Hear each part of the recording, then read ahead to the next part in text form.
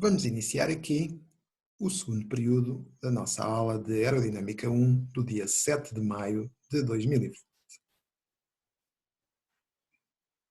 Nesta aula nós iremos finalizar então a nossa matéria de camada limite tridimensional, correspondendo justamente à secção 7.6 do livro-texto que respeita ao assunto de camada limite atmosférica. Portanto, subentende-se que a camada limite atmosférica, muito importante, na medida em que as aeronaves justamente voam através desse mesmo meio, portanto, subentende-se, dizia eu, que se está enquadrado neste capítulo 7, este tema de camada limite atmosférica, subentende-se que se trata então de uma camada limite que será então tridimensional. Ora bom, e portanto, começando por relembrar o que é que provoca a camada limite atmosférica, portanto, naturalmente está associada a um escoamento atmosférico, aquilo que normalmente designamos simplesmente por vento, não é? Que ocorre na atmosfera, e que normalmente quando somos questionados acerca daquilo que o provoca, temos tendência a dizer, sim, existe efetivamente vento, porque existem diferenças de pressão. É um facto, mas na realidade podemos ir um bocadinho mais longe e, na realidade, dizia eu, aquilo que efetivamente provoca a ocorrência dessas diferenças de pressão, que em última instância estarão na origem do estabelecimento desse vento atmosférico, é de facto um aquecimento não uniforme da superfície terrestre, ou seja, do globo, que, por sua vez, por via do facto de o ar atmosférico ser combustível, acaba por conduzir à formação desses diferenciais de pressão, ou mais exatamente ao estabelecimento de gradientes de pressão longitudinais, ou seja, ao longo, portanto, de direções paralelas à superfície do globo terrestre, portanto, que estarão então na origem do vento atmosférico. Todavia, o processo acaba por conduzir, como foi inicialmente referido, à formação de uma camada limite, portanto, na região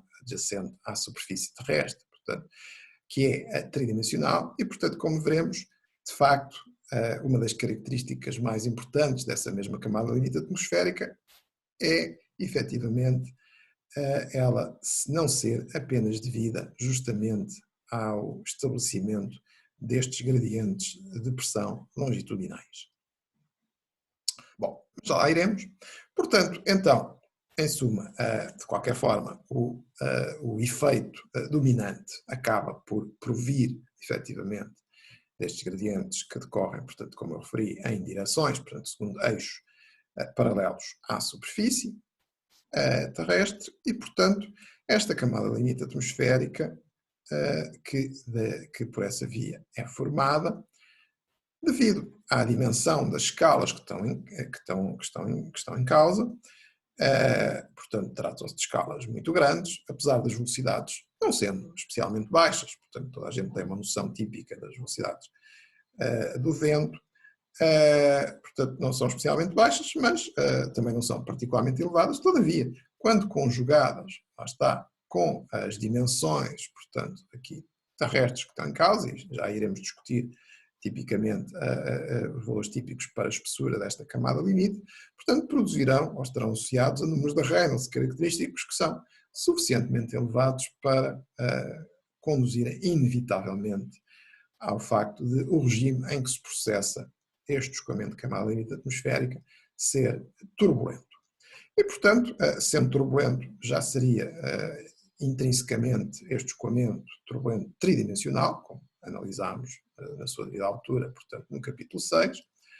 É verdade que, em termos médios, apesar de, em termos instantâneos, portanto, por via da turbulência, o escoamento ter de ser tridimensional, mas em termos médios poderia ainda ser, essencialmente, bidimensional, mas veremos que existe aqui, portanto, no caso, no seio da camada limite atmosférica, portanto, existe outro efeito muito importante que, efetivamente, conduzirá a que mesmo, em média, portanto, nós tenhamos de considerar a sua tridimensionalidade. E, de facto, então, por essa razão, que já iremos discutir, a nossa camada limite atmosférica será uma camada limite turbulenta e tridimensional. No que respeita à espessura, que há pouco eu estava a referir que correspondia a escalas significativas, portanto, dimensão elevada, portanto, a espessura é todavia variável, portanto, vai depender aqui de alguns efeitos, e, portanto, tipicamente, em termos de valores indicativos, portanto, as espessuras poderão variar, portanto, a espessura camada hidrosférica, digamos, entre 100 e 1000 metros são valores indicativos. Dependendo então de quê? Basicamente, da rugosidade do terreno, portanto, das características do terreno, e essas características podem ser naturais, como, por exemplo, a vegetação, o facto de estarmos sobre a superfície do mar, em que aí a rugosidade será muito baixa, não é? Mas também, por exemplo, em zonas urbanas nós temos rugosidade que é causada justamente, portanto é uma rugosidade antropogénica, ou seja, é causada pelo homem devido aos edifícios que são construídos. De qualquer forma, tudo isso vai ser entendido, portanto, como escoamento de camada limite, como rugosidade da superfície e, portanto, isso irá, como já sabemos, afetar o nosso desenvolvimento de camada limite, já estudámos isso para camada limite bidimensional e, portanto, aqui também afetará certamente o desenvolvimento dessa mesma camada limite tridimensional e, portanto, a sua espessura. Depois, há uma questão que é particularmente relevante, como iremos ver no caso da camada limite hidrosférica, e basicamente porque é a razão porque eu comecei por chamar a atenção que na origem, portanto, do vento atmosférico está um aquecimento diferenciado, portanto são efeitos térmicos que estão aqui em causa, e esses efeitos térmicos efetivamente têm de ser levados em consideração na análise da camada limite atmosférica, certo? E portanto conduzido a um conceito que vai influenciar também não apenas isso, mas também a espessura da camada limite, que é a chamada a estabilidade vertical da atmosfera. E, portanto, como eu já referi, está associado, de facto, ou iremos ver daqui a pouco, mais em detalhe, está associado a efeitos térmicos que são inevitáveis, portanto, ou são incontornáveis nesta camada limite atmosférica.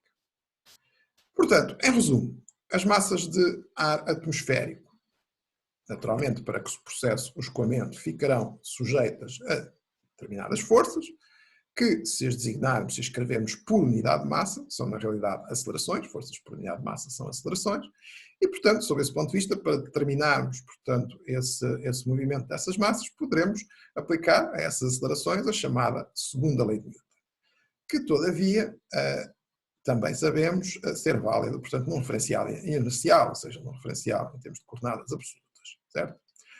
Ora, quando nós nos encontramos à superfície da Terra e, portanto, esse é o nosso referencial de base, é onde nos encontramos e, portanto, faz todo o sentido que o nosso referencial seja esse. Efetivamente, para nós a Terra não mexe, mas na realidade ela roda, ela gira, não é? E, portanto, para todos os efeitos, nós, ao considerarmos, por questão de conveniência, o nosso referencial centrado efetivamente na Terra e, portanto, deixando de ser um referencial absoluto, portanto, passará a ser um referencial que se encontra em rotação, naturalmente com a velocidade angular da Terra. Por essa via, nós, quando vamos calcular, então, a aceleração absoluta que terá de surgir, que teremos de considerar para a aplicação da segunda lei de Newton, okay? Para analisarmos, então, a dinâmica das massas de ar atmosférico, certo? Nós teremos de levar em consideração justamente o facto de o referencial em que estamos a fazer os nossos cálculos não ser de inércia. Portanto, vão surgir um conjunto de acelerações relativas, portanto, as acelerações têm de ser relativas, portanto, expressas então nesse nosso referencial, ok? Portanto, no referencial não de inércia, porque é o referencial que estamos a usar, mas teremos de compensar o facto de estas acelerações que virtualmente relativas que estamos a considerar, portanto, no nosso referencial em rotação, portanto, compensá-las de forma a que se tornem absolutas e, portanto, teremos de somar, basicamente, então, os efeitos dessa mesma rotação, que, portanto, para, então, aquilo que já sabemos, portanto, quando temos um elemento de fluido, por exemplo, em rotação, ele fica sujeito a uma aceleração centrífuga, não é? Ou, se preferirem, portanto, uma componente normal, perpendicular, digamos, se quiserem, às linhas de corrente descritas por esse elemento de fluido, não é? A aceleração é essa que aponta para o centro de rotação, certo? Como terão estudado em dinâmica, estudos de dinâmica ou mecânica aplicada 2, essa unidade curricular.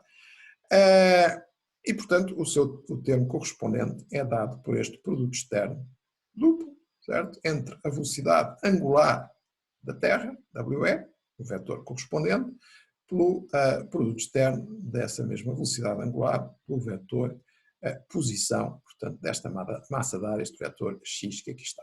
Okay? Portanto, estes são produtos externos entre vetores.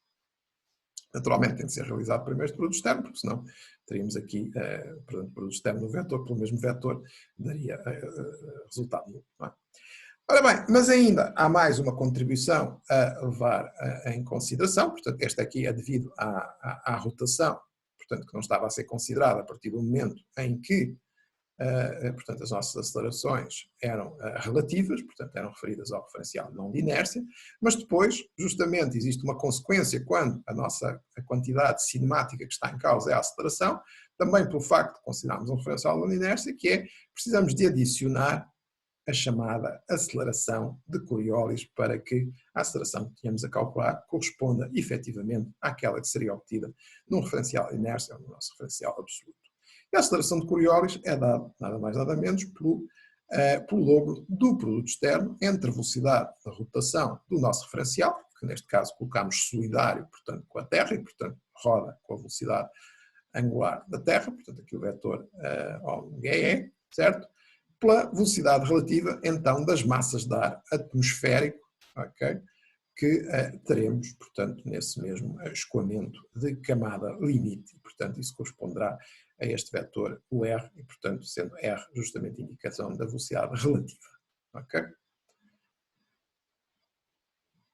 Bom, portanto, assim sendo, de facto, por conveniência, utilizamos um referencial em rotação e, por essa razão, para que seja válida a segunda lei de Newton, que naturalmente está implícita quando vamos passar às equações que regem o escoamento, portanto, as equações, por exemplo, por hipótese que nós já conhecemos muito bem, que regem o escoamento de fluido viscoso, portanto, que é o caso aqui também, para a atmosfera que é viscoso, portanto, são as equações de Navier-Stokes e elas são uma representação, portanto, do balanço de quantidade de movimento, que está em causa, portanto, a da aplicação da segunda lei de Newton, não é?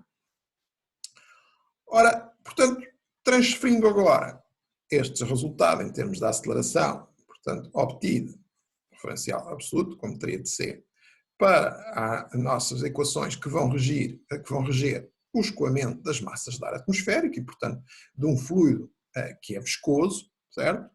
Nós vamos ter, então, que a aceleração absoluta desses elementos de fluido e, portanto, essa contém, tal como vimos, conhecemos das Navier-Stokes, portanto, conterá um termo não estacionário e um termo de transporte convectivo. Vamos admitir aqui, portanto, que o nosso escoamento é estacionário e, portanto, que o escoamento está, digamos, suficientemente desenvolvido para que, efetivamente, então, este termo seja nulo. E, então, de facto, do outro lado, teremos de considerar o quê? Teremos de considerar aquilo que obtivemos em termos de aceleração das massas de ar, portanto, para termos aqui a igualdade, certo? Os dois termos. E, portanto, o que é que surge deste lado? Deste lado surgem as forças a que estão sujeitas às massas de ar, portanto, ar sendo um fluido viscoso, e, portanto, teremos de considerar as forças de atrito viscoso, tal como surgia nas equações de Navier-Stokes, as forças devido a um gradiente, ao estabelecimento dos tais gradientes de pressão, que surgirão, portanto, no seio da atmosfera, mas temos de somar também aqui, portanto, estes termos adicionais. Reparem-se que, portanto, podemos aqui, portanto, já que estamos sobre a Terra, portanto, se o nosso referencial é sobre a Terra, podemos ignorar aqui essa aceleração relativa, ou dizer que seria todo este valor, não é? Este termo não estacionário que surge também, portanto, corresponderia a uma aceleração tangencial, portanto, da mesma forma que esta corresponde, do ponto de vista da dinâmica da partícula. Portanto, temos aqui uma aceleração normal e uma aceleração tangencial, que está associada a uma aceleração angular. Portanto, se houvesse variação da velocidade de rotação do nosso referencial ao longo do tempo, naturalmente, como a velocidade do referencial é igual à velocidade da Terra, são solidários, não é? E a Terra roda com velocidade constante, portanto este termo será nulo. Portanto, restam apenas, portanto, estes dois termos adicionais que teremos de integrar, então, nas nossas equações de um escoamento de fluido viscoso e que sabemos, então, já terem per si, portanto, aqui terem de integrar os efeitos das forças viscosas, portanto, do atrito viscoso e dos gradientes de pressão, porque, naturalmente, essas são as forças fundamentais que temos num escoamento de fluidos, como já sabemos desde a mecânica dos fluidos. No entanto, portanto, teremos de aqui considerar a nossa aceleração absoluta, portanto, devido ao facto de estarmos a considerar, portanto, a fazer uma análise, esta análise do escoamento, portanto, é num referencial que é móvel, se encontra em rotação, porque é o nosso referencial, é o referencial que usamos sobre a Terra, portanto, o movimento do escoamento que nos interessa é em relação a nós, que estamos neste referencial móvel, que é a superfície da Terra. Não é? E, portanto, teremos que adicionar estes dois termos, okay, justamente desse efeito. Ora, este primeiro termo, relembre-se, era uma aceleração centrífuga, portanto, e aquilo que nós já vimos, já fizemos isso várias vezes, não é? Portanto, esta aceleração centrífuga resulta de curvatura, portanto, aqui das trajetórias dos elementos de fluido, ela acaba por se reproduzir ou por ser equilibrada, portanto, por um gradiente de pressão radial no seio do fluido, não é? Que se estabelece justamente por essa via, por essa curvatura. Ora, se ela pode ser expressa em termos de gradiente de pressão radial, é verdade, mas aqui temos a forma vetorial e, portanto, aqui estão escondidas, se quiserem, incluídas todas as componentes. Portanto, nós podemos considerar esta componente normal, portanto, aqui integrá-la no gradiente de pressão, que seria também a sua componente normal, portanto, na componente normal deste gradiente de pressão que aqui temos, certo? E, portanto, esta não precisa de surgir explicitamente, vai estar de alguma forma aqui integrada, portanto, a pressão, a gradiente de pressão será ligeiramente diferente a considerar por via deste efeito, mas não é preciso um termo explicitamente aqui indicado. No entanto, no respeito à aceleração de Coriolis, temos de o considerar explicitamente e, portanto, adicional aqui, naturalmente, trocou de sinal devido ao facto de estes termos passarem para o membro contrário, agora que estamos na perspectiva de analisar, portanto, da equação do nosso escoamento da massa d'água. Ok? Pronto. E, portanto, assim sendo, efetivamente, o fluido, okay, ficará em equilíbrio, portanto, estando o nosso escoamento completamente desenvolvido, camada limite tridimensional, okay, admitindo essa situação estacionária, nós teremos então um equilíbrio para situações aproximadamente estacionárias entre forças de pressão e forças viscosas. Naturalmente, era o que já tínhamos anteriormente em todos os escoamentos que viemos considerando, desde a unidade curricular de mecânica dos fluidos, mas também agora no caso do escoamento atmosférico, portanto, esse equilíbrio não se dá apenas, portanto, entre forças viscosas e forças devido a um gradiente de pressão, ou uma variação de pressão, mas entra também neste equilíbrio o efeito das forças de Coriolis. Portanto, essa é a grande diferença que nós temos no escoamento de massas de ar atmosférico, é que o equilíbrio, portanto, em relação aos escoamentos tradicionais que temos vindo a considerar até agora, não haviam efeitos de rotação em termos relativos, não é? Portanto, nós, efetivamente, passamos agora a ter um equilíbrio entre três tipos de forças em vez daquilo que tínhamos anteriormente só entre dois tipos. Ok? E, portanto, vamos analisar como é que se processa, então, esse mesmo equilíbrio de forças em duas situações distintas. A primeira, quando o equilíbrio de forças vai ocorrer no interior da camada limite. E é óbvio que nós podemos aplicar aqui, se fôssemos escrever, tal como já antes fizemos, portanto, aqui a partir então das nossas Navier-Stokes, neste caso incluindo Coriolis, não é?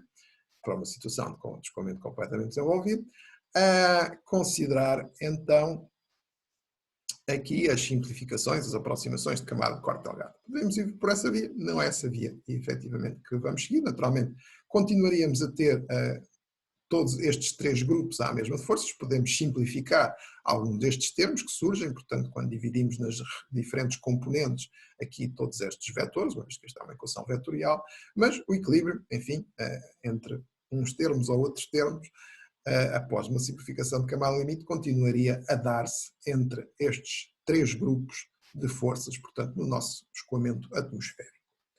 E, portanto, neste caso, não vamos seguir essa via, vamos simplesmente analisar, então, este equilíbrio de forças. Portanto, quando nos encontrarmos, então, a cotas, e agora notem que em camada limite atmosférica, a cota, ou o eixo que habitualmente se considera para definir a cota normal, ou seja, perpendicular à superfície, neste caso da superfície terrestre, é considerada o eixo Z e não o Y, como estávamos já anteriormente habituados. Portanto, neste caso será Z vertical e X e Y serão horizontais, portanto definirão os planos paralelos à superfície terrestre. Portanto, muita atenção, é uma questão histórica esta diferença de nomenclatura, esta diferente nomenclatura que se usa neste caso, portanto a camada limite atmosférica, face àquilo que tem sido até agora a nossa nomenclatura que habitualmente usamos nos problemas de camada limite tridimensional. Ora bem, e portanto, para cotas então, dentro da nossa camada limite, foi esta a gama de espessuras que admitimos há pouco, certo? Digamos tipicamente entre 100 e 1000 metros, sujeito então àqueles fatores que já iremos analisar um pouco mais em detalhe. Portanto, nós teríamos este tipo de equilíbrio entre estas três forças, estas três categorias de forças que temos aqui a atuar nas massas de ar atmosférico. Ou seja, para definirmos então aqui o nosso força de gradiente de pressão, certo? Ou mais exatamente o seu simétrico, que é o que surge ali. Portanto, nós vamos definir que, paralelamente à superfície, teríamos um aquecimento diferenciado, então, que produziria, portanto, uma zona em relação à outra, que iria produzir, então, uma variação de pressão que está aqui quantificado, enfim, de uma forma mais simplificada, por um conjunto de isobáricas, portanto, linhas de pressão constante, que são aqui paralelas. Isto só para simplificar aqui a representação gráfica. Okay? E, portanto, se a pressão fosse aumentando, portanto, esta linha corresponde a um valor de pressão, esta seguinte, um valor de pressão mais baixo, esta mais baixo, esta mais baixo, por aí fora, sempre, portanto, isobáricas, com valores de pressão constante, então, ao longo da linha, por definição de isobárica, não é? Mas, portanto, sendo este o sentido da redução de pressão, portanto, este seria o sentido, então, do nosso simétrico, do gradiente de pressão, e, portanto, seria efetivamente aqui um vetor representativo que representaria a força devido ao gradiente de pressão que atuaria num elemento de fluido, portanto, a massa de ar.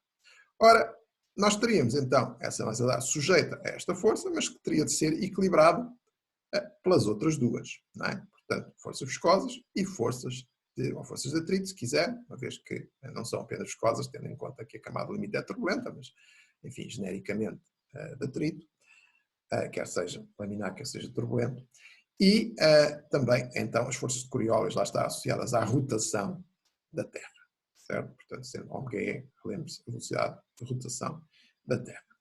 Portanto, teria de ser equilibrado, então teríamos estas duas, a conjunção destas duas, forças de atrito e forças de Coriolis, terão de produzir um vetor que vai, naturalmente, equilibrar o devido às forças do gradiente associado ao gradiente de pressão, à presença do gradiente de pressão gerado pelo tal aquecimento diferenciado da atmosfera, ou da superfície, se preferir, da Terra, que depois reproduz na atmosfera.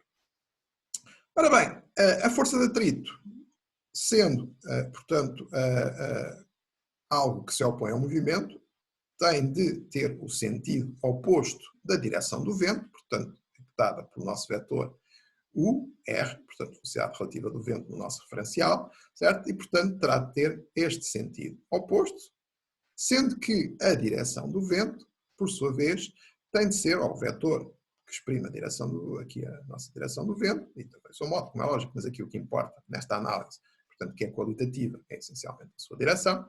Portanto, tem de ser, por definição, perpendicular aqui às forças de Coriolis, okay? Ou às acelerações produzidas pelas forças de Coriolis, na medida em que, portanto, por definição de Coriolis, nós temos um produto externo entre um vetor, que neste caso é o nosso vetor velocidade angular da Terra, justamente pelo vetor velocidade do vento. Portanto, estes dois têm de ser forçosamente perpendiculares, têm de ser mutuamente perpendiculares aqui, por definição. Certo? E, portanto, sendo assim, okay, a aceleração de Coriolis seria desenhada então aqui perpendicularmente, não é? À direção do vento. A direção do vento, se não existissem outras forças, naturalmente estaria alinhada com a direção do gradiente de pressão, portanto, tal como nós já conhecemos, o escoamento na conduta naturalmente processa-se na direção da redução de pressão, sendo depois travado pelas forças de atrito. E, portanto, teríamos forças de atrito para este lado, gradiente de pressão, portanto, o equilíbrio seria apenas com o escoamento completamente desenvolvido, forças de gradiente de pressão a apontar naquela direção, o escoamento também naquela direção, portanto, naturalmente, indo nesse sentido, e continua a ir genericamente nesse sentido, como vê, e, portanto, forças de pressão travadas. Mas aqui não, aqui temos um equilíbrio que não é apenas entre estas duas grupos de forças, temos um terceiro. E, portanto, este equilíbrio, portanto, aqui a compensar o gradiente de pressão, terá de ser da conjunção vetorial destas duas forças de atrito e de Coriolis, portanto, que produz este vetor, ou terá de produzir este vetor desta forma. Sendo assim, decorre imediatamente que a direção, portanto, por este equilíbrio passar a ser a 3 e não a 2, a direção do vento, embora seja genericamente na direção, portanto, da redução da pressão, do cimento e do gradiente de pressão, mas encontra-se ligeiramente desviada. E, portanto, cá está o tal efeito da tridimensionalidade da atmosfera, uma vez que, efetivamente, este desvio irá variar em altitude, ou seja, de acordo com a cota Z. E já vamos perceber porquê. Portanto, para isso, para compreendermos então esse efeito, vamos sair então da nossa camada limite atmosférica, digamos para cotas superiores, garantindo, portanto, cota superior a 1000 metros, e portanto aí entraremos naquilo que podemos designar por atmosfera livre, em oposição à camada limite. Certo? Portanto, aqui desenhamos de novo para as mesmas condições, portanto, as nossas isobáricas, ok? Nossa massa de ar. Estas isobáricas definem, então, um simétrico gradiente de pressão aqui exatamente no mesmo sentido, certo? Simplesmente será de esperar que, a esta altitude, portanto, muito afastado da superfície terrestre, os efeitos de atrito, portanto, estando na parede, a superfície da Terra, muito afastada, os efeitos de atrito se tornem desprezáveis. E, portanto, eles não se tornaram desprezáveis de repente, foram-se tornando cada vez mais desprezáveis à medida que fomos afastando cada vez mais da superfície terrestre, e, nomeadamente, acima da camada limite, então, será razoável admitir que esses efeitos deixam de ser significativos. E, portanto, a força de atrito passou a ser desprezável, nós podemos desprezar, então, neste balanço, neste equilíbrio, okay, que tem de novo ser estabelecido para a massa de ar, mas agora na atmosfera livre, portanto, as forças de atrito passando a ser um equilíbrio apenas entre forças de gradiente de pressão e forças de Coriolis, que é o equilíbrio que estabelecemos desta forma. Ora, este efeito naturalmente é gradual, mas reparem, nestas condições, quando chegamos a este limite, como mais uma vez, por definição, aqui, nossa força de Coriolis, portanto, é dada pelo produto externo, portanto, um vetor ômega-e, o nosso vetor velocidade do vento, ok? Isto significa que o vento a esta altitude, portanto, na atmosfera livre, terá de ser, naturalmente, na medida em que Coriolis agora só põe diretamente à direção, portanto, do gradiente de pressão, portanto, o vento a esta altitude acaba por ficar, porque tem de ser perpendicular a Coriolis, acabou por torcer ainda um pouco mais relativamente àquela que seria a direção imposta pelo gradiente de pressão, pelas forças de pressão, ok? Passando a estar alinhado com as isobáricas, o que é algo que é perfeitamente inédito em termos dos escoamentos que temos vindo a considerar até agora e quase inesperado. Portanto, o escoamento em altitude na atmosfera não se move efetivamente na direção das altas pressões para as baixas pressões. Enfim, mesmo no caso, portanto, a baixa altitude dentro da camada limite atmosférica, ele já não é exatamente nessa direção, já apresenta algum desvio, mas ainda se move essencialmente, portanto, nessa direção. Mas agora, em altitude, portanto, na atmosfera livre, este vento em altitude, designado, a sua designação é, a palavra que se usa, o termo que se usa é vento geostrófico, okay? Na realidade é segundo as isobáricas, ele está alinhado com as isobáricas, está alinhado com linhas de pressão constante, ok? E não segundo, portanto, das altas pressões para as baixas pressões. Por outro lado, tem uma vantagem, é que se nós conhecemos a forma das isobáricas, portanto, na atmosfera livre, nós sabemos imediatamente a direção do vento, porque sabemos que está alinhado com essas mesmas isobáricas. Por outro lado, como veem, o seu sentido aqui, que acabou por ser estabelecido neste equilíbrio, ok, permite-nos também concluir, portanto, aqui também em relação à orientação dessas mesmas, portanto, das regiões de alta pressão e baixa pressão nas isobáricas na atmosfera, portanto sabemos também automaticamente o sentido que está associado a este vento geostrófico. Portanto, o vento de altitude, ou seja, fora da camada limite do vento geostrófico, embora por efeitos térmicos ainda, portanto, essa velocidade, mesmo fora da camada limite, tende a aumentar, portanto, a sua tendência, portanto, ainda é para aumentar, embora não de uma forma tão significativa como o gradiente que temos na direção Z, portanto, do eixo Z, portanto, quando evoluímos, quando nos afastamos da parede, devido ao efeito muito forte, portanto, das forças viscosas, que travam, naturalmente, em termos relativos, portanto, a velocidade das massas de ar relativamente à superfície, não é? Todavia, mesmo em altitude, portanto, o vento geostrófico, mesmo fora da camada limite, mesmo na atmosfera livre, ainda tem tendência a ir aumentando um pouco. Naturalmente, reparem que dentro da atmosfera ainda temos muito para subir, estamos a 1000 metros e, portanto, a sua tendência será para aumentar e aumenta, de facto, à medida que vamos subir em altitude, em geral, mas, naturalmente, é um gradiente, portanto, é uma taxa muito, muito inferior àquela que se verifica, portanto, dentro da camada limite, que é a região onde, efetivamente, temos esses gradientes muito fortes em segunda direção Z, portanto, à medida que nos afastamos da parede, devido justamente aos efeitos viscosos, como sabemos ocorrer em qualquer camada livre. Ora bem, além desta determinação, portanto, da conclusão a que chegamos, nos permite determinar imediatamente, portanto, conhecidas as isobáricas na atmosfera livre, portanto, não só a orientação, mas também o sentido, portanto, do vento geostrófico, okay? Por outro lado, sendo ele resultante, portanto, deste equilíbrio, nós podemos efetivamente calculá-lo e, portanto, usar a relação que corresponde a esse equilíbrio aqui nas componentes adequadas, portanto, nesta direção, se chamarmos direção X, portanto, vimos que, segundo o nosso sistema de eixos, Z será perpendicular à superfície terrestre, portanto, X e Y serão um plano paralelo à superfície terrestre, que estamos aqui a visualizar, e, portanto, podemos considerar que aqui esta será a direção X, portanto, aquela em que temos aqui o nosso gradiente de pressão, portanto, gradiente de pressão segundo X, naturalmente, já sabemos que o termo que surge no nosso escoamento é 1 sobre ρ, portanto, sendo ρ a massa volúmica do fluido, do ar, portanto, vezes o gradiente X, ok? Portanto, ficará igual, efetivamente, irá equilibrar, então, a expressão a que corresponde aqui a força de Coriolis e, basicamente, portanto, se fizermos o cálculo por definição de produtos térmicos, será ser igual, então, segundo esta expressão, a 2 vezes a velocidade de rotação da Terra, vezes a nossa velocidade, neste caso, velocidade geostrófica, porque este equilíbrio aplica-se, então, na atmosfera livre, vezes o seno do ângulo entre eles, que na realidade se pode verificar geometricamente que corresponde à latitude em que nos encontramos. Já o valor de velocidade angular da Terra, o seu valor numérico também pode ser calculado, sabemos que temos uma rotação completa em 24 horas, portanto isso corresponde a 7,29 vezes 10 elevado a menos 5 radiante por segundo. Parece uma velocidade baixa, mas que efetivamente ainda assim toma um efeito significativo. Ora bem, portanto, desta conclusão aqui em relação à orientação do vento geostrófico, resulta aquela que é conhecida como lei de Baez-Ballot, okay? E que está aqui representada. Ou seja, na nossa atmosfera, se nós tivermos efetivamente zonas de alta pressão e de baixa pressão, genericamente designadas por H, alta pressão, high, e L, low, portanto, baixa pressão, ok?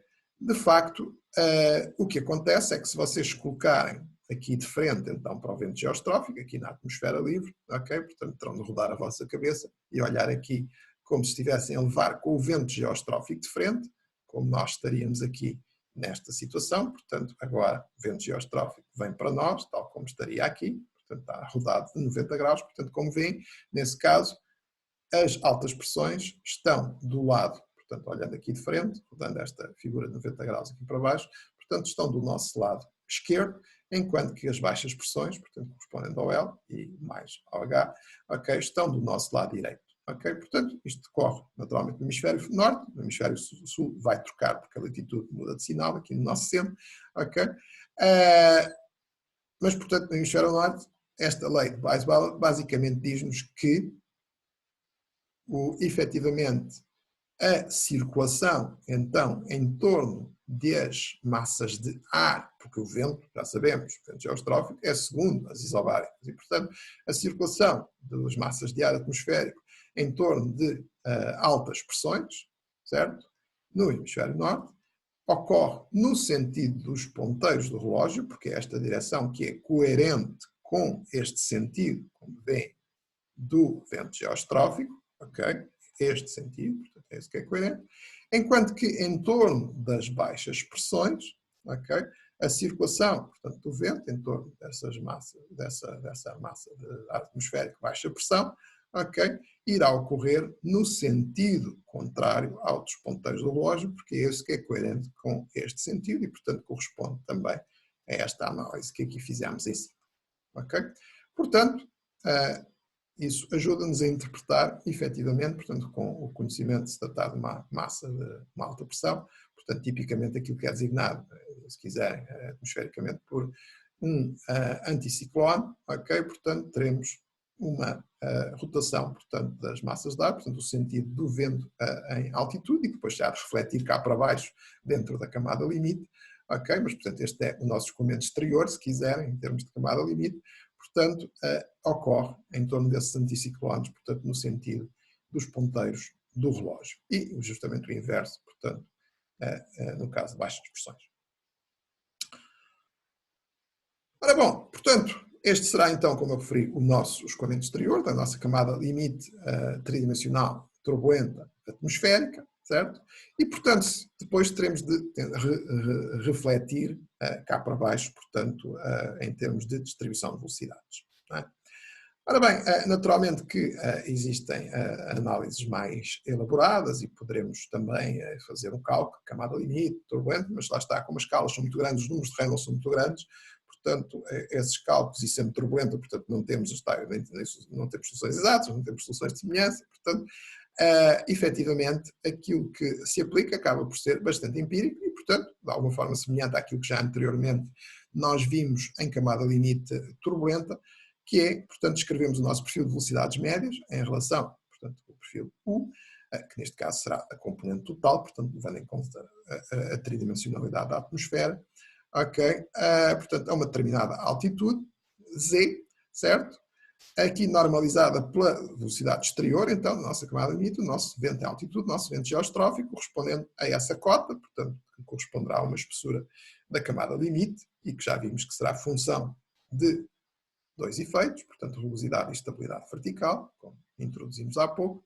Portanto, escreveu desta forma, de acordo com aquilo que era a lei de potência, e, portanto, aqui introduzindo o nosso expoente 1 sobre n. Portanto, uma expressão que é perfeitamente empírica, mas que continua a produzir uma boa aproximação, também em camada limite atmosférica, para a evolução da velocidade, do perfil de velocidades média, de camada limite, desde que, naturalmente, nós tenhamos boas estimativas do vento geostrófico, portanto, e da espessura de camada limite e, naturalmente, também aqui do nosso fator N, portanto, deste expoente para todos os efeitos. Ora, estes efeitos, naturalmente, já vimos que a velocidade do vento geostrófico podemos calcular por este equilíbrio, não é? Que se estabelece, portanto, fora da camada limite, na atmosfera livre. Os outros parâmetros, portanto, aqui esta espessura de camada limite, portanto, onde sentiria esta cota geostrófica e o expoente N, ok? Poderão ser obtidos levando em consideração o efeito da rugosidade da superfície, que há pouco falámos, e, portanto, sobre isso vocês têm informação empírica na tabela da página 378 do livro de texto, que poderão usar, portanto, para diferentes aplicações. Portanto, uma hipótese, então, para o estabelecimento deste perfil de velocidade seria utilizar a lei completamente empírica, chamada lei de potência, que já antes vimos, então, no capítulo 6, portanto, escoamento turbulento. Outra hipótese seria, digamos que seria a alternativa, será aplicar, como também vimos na altura, portanto, a lei logarítmica, agora aqui aplicada também à nossa camada limite atmosférica.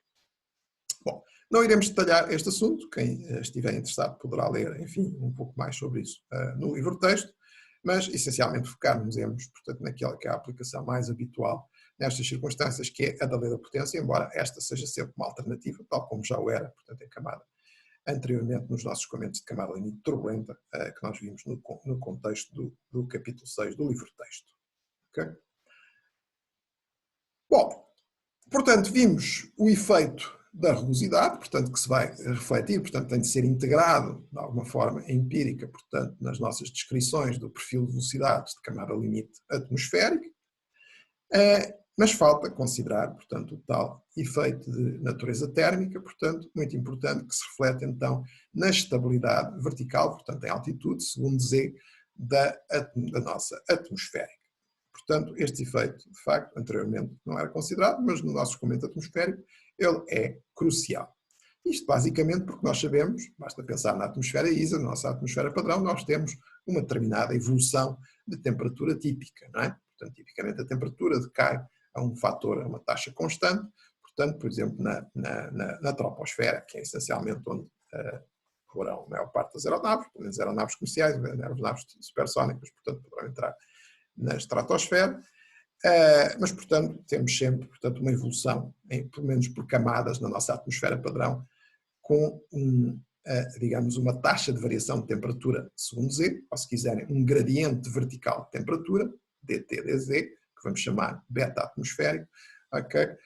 Que será tipicamente constante na atmosfera padrão. E, portanto, dentro da troposfera, que é onde nos vamos para já focar, portanto, já que a camada limite atmosférica está completamente dentro da troposfera, nós conhecemos um valor padrão dessa atmosfera padrão, da atmosfera ISA, que corresponde então a esse decréscimo de temperatura, a uma taxa constante de menos 6,5 graus Celsius, ou Kelvin, que é a mesma coisa, são escalas centígradas, por quilómetro. E vamos chamar a esta situação, na medida em que, nesse processo, não se consideraram, embora tenhamos uma variação de temperatura que é assumida nessa atmosfera padrão, que é um modelo para todos os efeitos, e que não é representativo, naturalmente, ou melhor, é representativa de todo um conjunto de situações que ocorrem, mas que são situações que vão variando dia para dia. Em cada dia nós temos a atmosfera com determinadas características que não corresponderão, nomeadamente, exatamente a este gradiente vertical de temperaturas, ou valores de pressão, que também variam, como sabemos.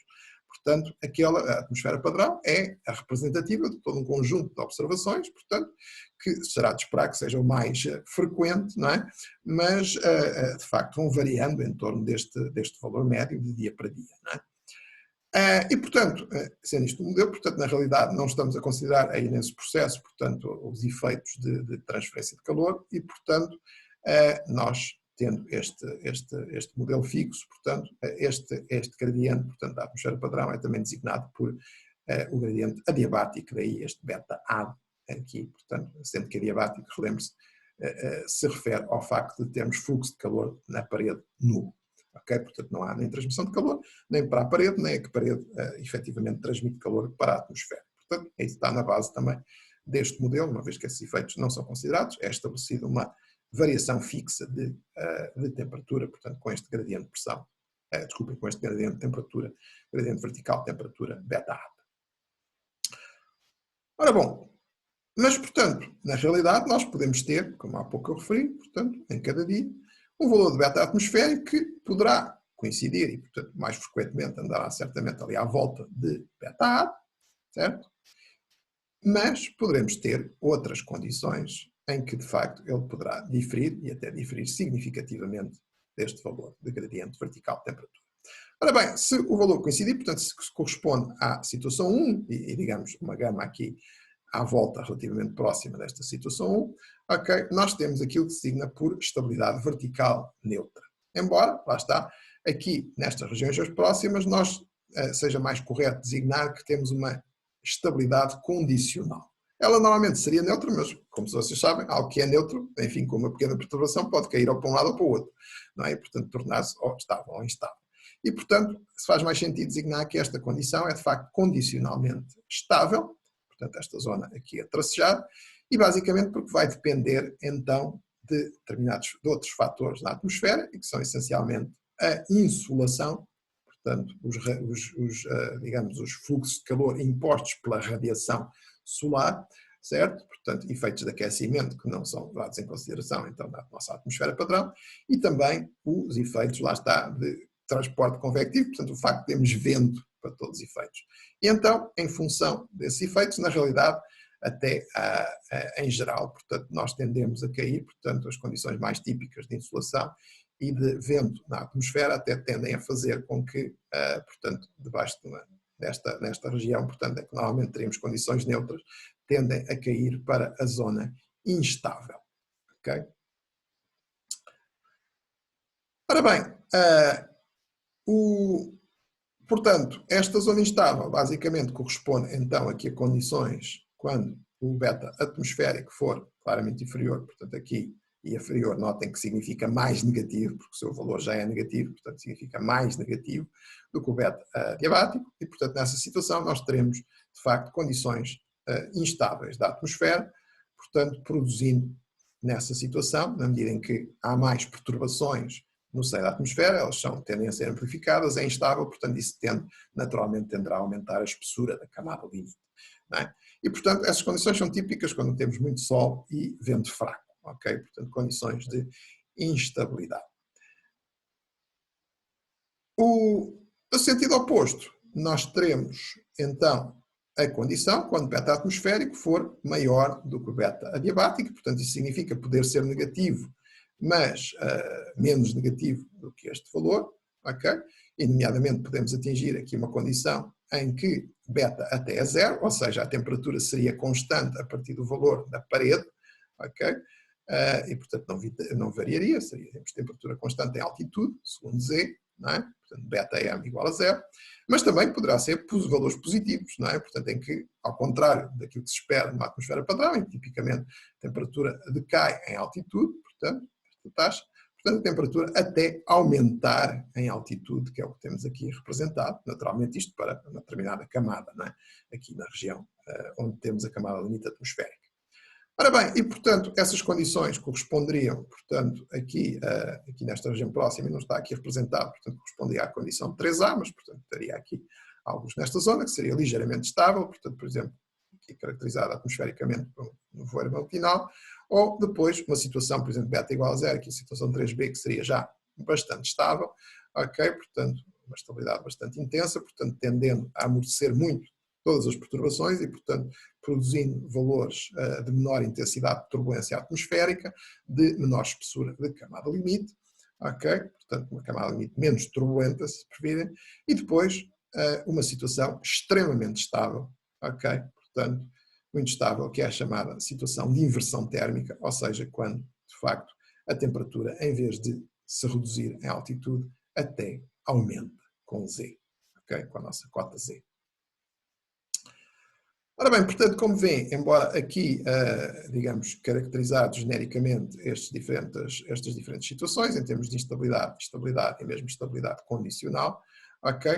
Em geral, para uma descrição mais detalhada destes efeitos, costuma-se dividir, portanto, todo este domínio num conjunto de classes de estabilidade, que são conhecidas por classes de Pascal-Gifford, ok? E que, portanto, como há pouco foi referido, são função também da velocidade do vento, tipicamente é medida então atmosfericamente com um anemómetro colocado a uma altitude de 10 metros, portanto a chamada velocidade, o índice 10, e efeitos de insolação, naturalmente se for uma análise diurna, ou mesmo de nebulosidade se tratar de uma análise noturna. E, portanto, dividindo então este domínio em classes de estabilidade, portanto tipicamente 6 classes de estabilidade, A, B, C, D e F, portanto designadas por estas letras maiúsculas, que estão devidamente caracterizadas então na página 387 do livro de texto em função das condições que acabam por conduzir, portanto estas condições, velocidade, insolação, velocidade, ok? E naturalmente, fundamentalmente, gradiente vertical de temperatura, portanto que conduzem então a cada uma dessas classes de estabilidade.